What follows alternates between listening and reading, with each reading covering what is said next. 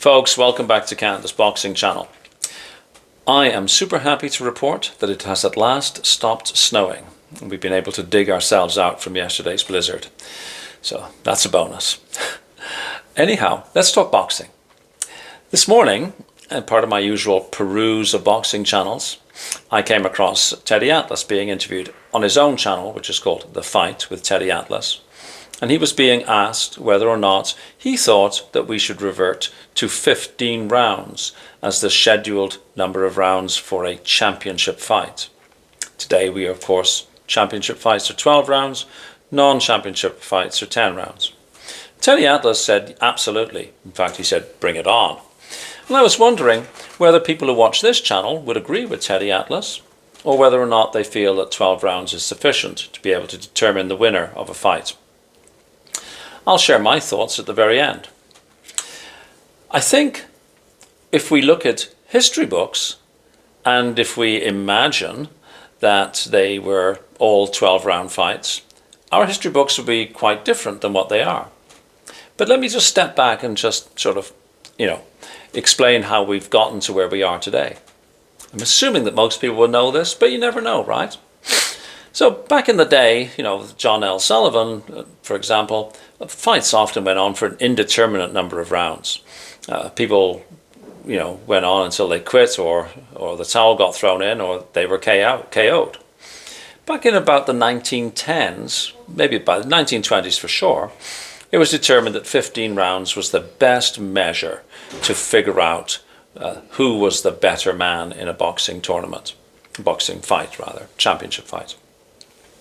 And that was the case until 1982, when the WBC rolled it back to 12 rounds following the death of a Korean boxer, Mr. Duk-Koo Kim, in 1982. And they determined that there was a greater susceptibility of brain damage in those 12, 13, 14, 15 round areas, the championship rounds. The WBC decision was followed by the other sanctioning bodies, and in fact the last scheduled 15-round title fight was Tyrrell Biggs and Mike Tyson in 1987.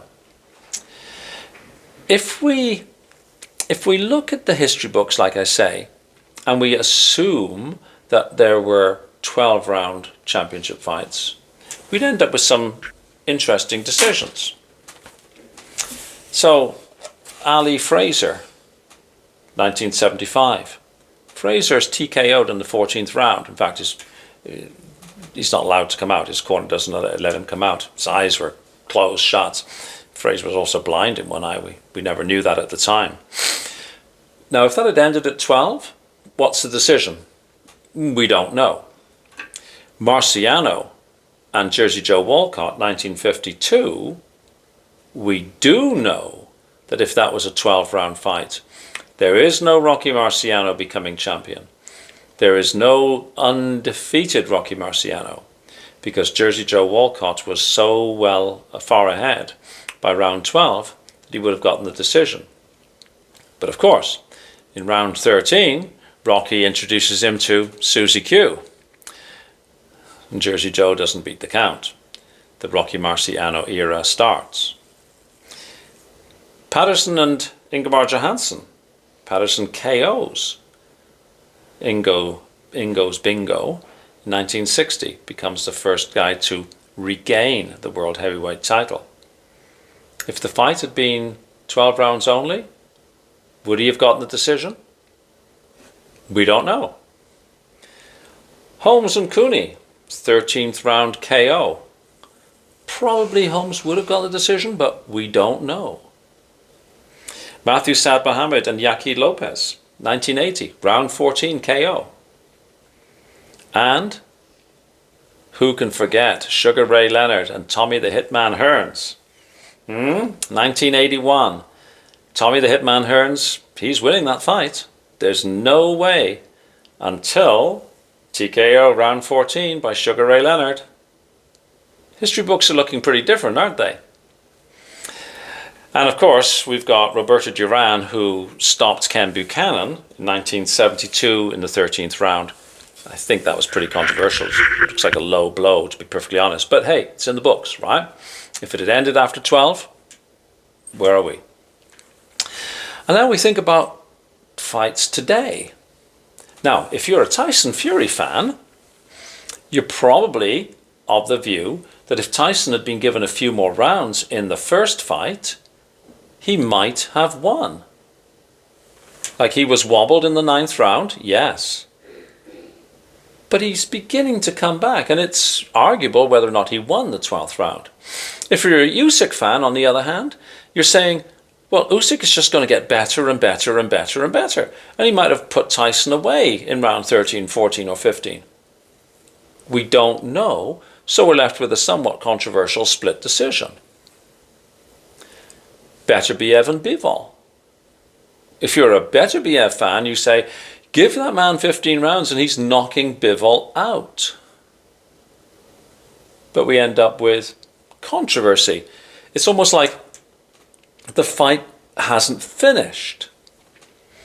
And the argument for 15-round fights is that there are some fighters who they can just dig so deep that they can overcome the naturally talented man who, after 12 rounds, might get a points decision.